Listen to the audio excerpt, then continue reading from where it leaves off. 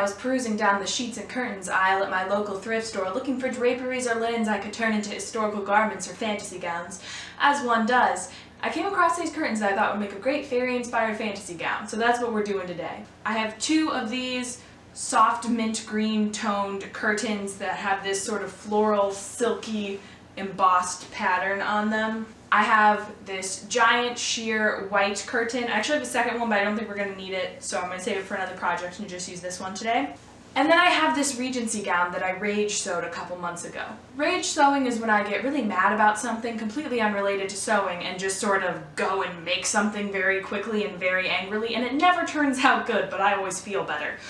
So this Regency gown is quite frankly crap, especially the bodice is pretty terrible. However, the skirt is just a basic A-line. So I've been meaning to cut the bodice apart from the skirt and insert a drawstring waist so I could use it as a petticoat for a lot of different eras or under a lot of different things. And so I'm going to do that today to add some opacity under the sheer white stuff for the skirt. This is the sketch that I'm working with. As you can see, the soft mint green fabric is on top. It's got this lace-up corset style top. It's got off the sleeve shoulders. Underneath we've got this sheer white fabric, and I'll put the Regency gown skirt behind that for opacity. And then it's hard to see, but there's actually a little cape on the back made out of the green fabric, so I'm hoping I have enough for that. Let's go ahead and get started. I decided I wanted to start with the innermost layer and work my way to the outermost layer, so we're starting by deconstructing this dress. So I had to take off some hook and bar closures and then seam rip off a waistband, and then I just sliced apart the skirt from the bodice. If you wanted to preserve the most possible fabric, you would of course seam rip this, but I really wasn't so concerned about that because it was a bit long anyway, so I just sliced it off. And then I went back over it one more time just to make sure the edge was smooth. It had been gathered when it was sewn to the bodice, so when you cut fabric that is gathered, you're going to get an uneven line, and you just want to go back over it after you flattened it out to make sure that that's as smooth as possible. I also used my dressmaker's ruler to trim a bit off the top so that this skirt would be short enough that it wouldn't show under the sheer layer. Then I took some strips of white muslin and sewed them around the top edge to create a channel to run that drawstring through. I was using a zigzag stitch over the edges of this fabric so that it wouldn't fray, but you could also tuck them under and use a straight stitch or use bias binding. I sewed 2 shoelaces together and threaded that through the channel with a safety pin to be the drawstring. And with that, the bottom layer was done. And then it was time to move on to the sheer white underdress. So the first thing I did was take my curtain and lay it all out folded in half, and then I had to trim off the hems. One of them was kind of weird and had metal bits all through it. I think that's because it used to be a curtain, and so that would be meant to weigh it down, but I don't need anything weighing me down, so I cut it right off. And then I cut off the other hem because it was designed for a curtain rod to go through it, and I don't need curtain rods to go through me, so I cut it off. This metaphor is not extending. Anyway, then I cut it in half, so I had 2 panels. I connected those panels with a French seam. I know we do them all the time and you already know what they are, but I'm going to tell you one more time. A French seam is when you sew the wrong sides together, then you trim it down if you are a good little seamstress. I'm not. I don't always trim it down. But then you flip it around, right sides together, you sew the seam again, and then all of your raw edges get encased. It's great for sheer fabrics like this because you don't have the bulk of a serger or a lining, but you still don't have any raw edges. At this point I had a tube, but what I needed was a dress. I was going to cinch the top with this elastic ruffling technique I used in my last video. So the first thing I did was sew a really big rolled hem. It's about 2.5 inches, and that line of stitching is about probably about a 1/2 inch away from the folded edge of the hem. And then I sewed a second line of stitches right on the folded edge of the hem, and I was able to thread elastic in between those 2 lines of stitches, which cinches it all together just above the bust. It doesn't cinch at the waist, but the overdress takes care of that. And with that, the underdress was done and it was time to start on the overdress. I decided to make my own pattern for the bodice, and I basically just laid out some white muslin, took my measurements, and sketched out what I thought it should look like using those measurements as a guide. I don't recommend this strategy unless you've worked with patterns pretty extensively and made your own a number of times, but if you have, I think sometimes proper protocol can hold you back, and sometimes just a quick sketch and using your eyeballs can work better than a lot of those formulas, especially because you know your own body a lot better than those formulas do. And when I followed patterning formulas in the past. They don't always fit me perfectly because my body doesn't look like they think it will, but I know what's going on here pretty well. So if you have the know-how and you have your own body, which you probably do, it's worth giving a try. Anyway, once I had a sketch that looked good, I added some seam allowance, cut it out, and sewed it together. Then I tried it on over the corset that I was planning on wearing the dress with. Sorry, it's a little hard to see where one starts and the other ends because they're both white. But anyway, then I just did some alterations on my body. I just took some pins and pinned in where I thought some darts should go or where seams needed to be a little tighter. I marked it with some pencils to give other notes, and then I took it off and trued it up. Truing up is a process you'll go through a few times. If you're making a pattern, it basically just means making sure that everything lines up and everything will fit together the way you want it to. So I was tracing this pattern onto another round of muslin. I don't know why I didn't choose paper, but I guess I just felt like working with a muslin pattern instead of a paper pattern today. And you know what? More power to me. Do what you feel like, guys. In 100 years, we'll all be dead. Not me, but the rest of you. Then it was time to start cutting the overdress out of the final fabric. Okay, so I made several mistakes here, and I would love to share them with you because I believe in transparency, and I'm not skilled enough in editing to edit them out. So my initial intention was to make a half circle skirt and cut the whole bodice out of just one of the curtain panels and use the other curtain panel for the cape. However, I accidentally made the half circle skirt for only half of my waist, so I had to cut out a second half circle skirt for the other half of my waist, which, you guessed it, is just a full circle skirt. So what you see me cutting out here is only in fact half of what will become the skirt, but I currently believe it will be the full skirt because I am, let's all say it together, a fool. Did you say it? Anyway, here I cut out all the pieces of the bodice besides the sleeves because I cut those out later. I also cut out all of these pieces a second time out of a light green tan colored sheet that I had to be the lining. I was really glad I had that around because it was a similar enough color that it sort of fit together with the whole thing, but it was a little bit sturdier. I needed a somewhat sturdy lining for this project for a couple of reasons. One, the skirt is large and that comes with some weight, and if you have a very light fabric on top, it's not going to be able to support the weight of the skirt without tugging in awkward ways. And also, I wanted a lace up front, and really delicate fabrics can't maintain the stress of a lace up front unless you are really gently lacing, and if you're doing a really gentle lacing, you're going to need to add other closure methods if you want to keep everything lying nicely. And I didn't want to bother with that. I just wanted one closure method that would work and look good, so I went with a sturdy lining. And here's the clip of me shamefully cutting out that second half circle skirt. Double check your math, kids. This is footage of me cutting out that lining that I mentioned earlier, and I wanted to point something out. You may notice that I am using those pieces of fabric rather than the paper pattern pieces, and that is because I think it makes a more uniform garment if you use the outer fabric to cut out the lining. This just ensures that if you made a mistake or cut something slightly off, it'll line up exactly with the lining and the outer fabric, and you have less of a chance of it messing up your final product. Hello! It's been a few days, but I am back. I took a couple days off, celebrated Easter with my family, but now we are back to dressmaking.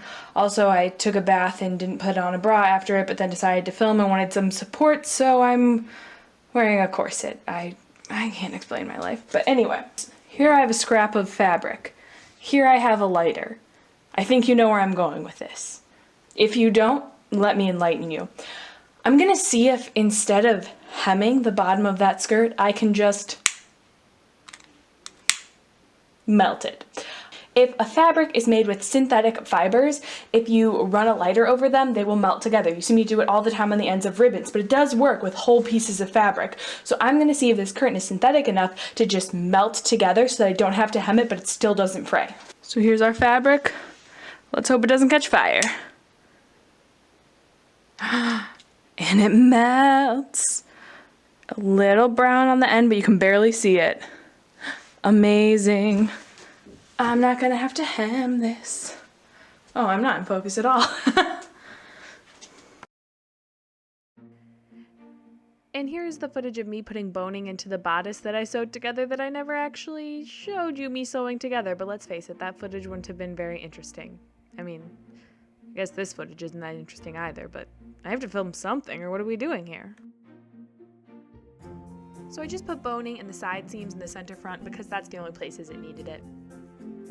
I went to iron everything flat and discovered that my ironing board was covered in red thread, so here's me using some tape to remove that. Ah, the glamorous life of a seamstress. Eventually the ironing board was clear and I was able to iron. I got to use my tailor ham. I know you know I love it. It lets me iron all those curves so beautifully. Be honest, guys. When I get really excited about my tailor's ham, do I sound like a nerd? It's okay. You can tell me the truth. I can take it. For some reason, I've been putting my mini ironing board on these chairs and kneeling to iron, and every time I do it, I'm like, wow, my knees hurt, my neck hurts, my back hurts. That sucked. And then every time I have to iron something, I go, well, let's put the tiny ironing board on the chairs again, because I am a fool. So I'm pinning the top of the bodice together. I'm going along, matching my seams, everything's good. And then I hit darts on the top of the bodice, which is when I realized that I put the darts for the lining in the top. The outside fabric, they're on the bottom, but the lining they're on the top, so I have to redo those real quick. While you enjoy this footage of me trimming the corners and clipping the curves so everything can turn out nicely, I'm gonna go ahead and let you know that in post-production, meaning just now when I watched that previous clip, I realized that I probably didn't put the darts on the top. I probably sewed the back in upside down. But what's done is done. I did not take it out and sew it back in right side up. I just added the darts to the other side, and you know what? It worked. It's fine. This is just more ironing. You probably don't care about this. I honestly don't know what is interesting to include in these videos because I watch sewing videos and I find everything fascinating, but then I assume that no one will find anything I do interesting. So I don't know. Tell me in the comments, I guess. The bodice was almost complete. I just took a ruler and marked along the center front where I wanted to put in grommets to lace it up. Did I take off my corset because I was too hot? Yes. Did my little sister take the rubber mallet without my knowing? Also yes. Am I going to persist anyway because I'm determined to get this done tonight? Also yes. So am I going to use this old washcloth wrapped around the head of this hammer? Damn straight I am. Jess, did she say, Megan, what is it? We're just gonna have a gentleman's agreement that you're not gonna look at my unsupported chest. I thought that it was not going to work well trying to hammer in these grommets with a hammer instead of a rubber mallet, but it actually worked way better than a rubber mallet, and I felt bad about leaving a pretty passive-aggressive voicemail for my sister about taking the rubber mallet to fix her bike without telling me, and so I felt like I owed her this voicemail. Hi, you've reached the voicemail page for Trapp. I'm unable to come to the phone right now, but if you leave a message, I'll get back to you as soon as I can. Thank you. Bye-bye. Hello, I'm just calling to rescind my earlier slightly snarky voice message because I used a hammer and it worked better, so I'm not upset anymore. By the way, you have a very professional voicemail. Okay, have a good night. I love you. Bye-bye.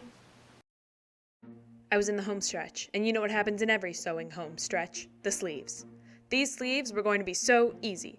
So I just basically cut out long rectangles and I sewed them together, right sides together, turned them right sides out, ironed them down, and then tacked them onto the dress and stitched them in place. It was that easy. Also at this point I'm realizing that I never filmed or talked about putting together the circle skirt, but I did it with a French seam and it's two pieces, it's a circle. You can figure it out. Sew it to the bodice, you've got this. Then I had to make the cape, and unfortunately because I had made the mistake with the skirt, I had used up both panels of the green fabric. However, I did still have another white curtain that I thought I wasn't going to need. Turns out I did need it, so I had to cut off all that weird metal stuff. And I'll be honest with you, I am so glad this happened because I like the cape in the white so much better than the green. I just had to hem the edge that I had just cut, and then I just pleated the back and sewed it to the back of the dress. We are so close to being done, y'all. All I need to do is add little loops for the fingers on the cape and burn the hem, and we'll be done. I think I'm just gonna do the loops tonight and burn the hem tomorrow. If you've never made elastic loops so that a skirt or a cape moves with your hands, first of all, do it. It's amazing. Instantly transforms a garment. But basically, you just cut a length of elastic, tie it in a knot so that there is a loop, make sure it goes around your finger, and then you stick that knot into the hem and stitch it in place. Okay, so I'm trying it on, and first of all, I'm incredibly jazzed. I feel like this is working out so well. There are just a couple small alterations that I'm going to do. So these keep moving. I think I just need to tack them down along the top of the bodice, at least a little ways, to keep them in place. But anyway, I feel fabulous. I did a gold ribbon down the front. This is one of my favorite things I've ever made. I cannot wait to put those finishing touches on and post this video and show it to everybody. But right now, what I'm going to do is run into my mom's room going, "Mommy, Mommy, look at me," because that's what I do every time I get to this stage in a project where it looks like what it's going to look like. I just let my hair down and did a little twirling in the dress, and it brought me to a new level of serotonin I didn't previously know existed. I am obsessed. I will be wearing this everywhere from now on, and I will not be accepting critiques. I also just remembered that I meant to put lace at the waist, so I will be doing that tomorrow. Or maybe I won't, because it looks so nice like this. I honestly don't know anymore. I finished it up during D&D. I just tacked down those sleeves in place. I decided to not add the lace, but I did go ahead and burn the hem, and this is how that looked. I think it looks really subtle, and honestly, no regrets. It was so much easier than hemming a circle skirt.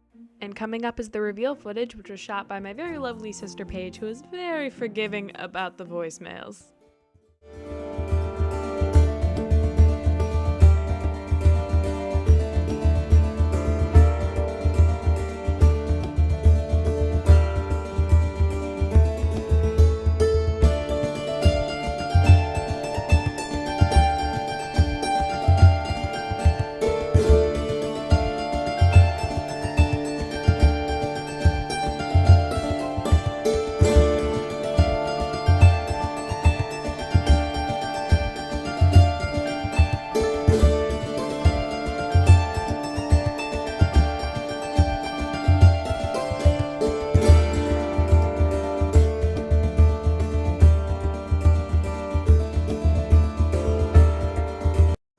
Did I look like a fairy?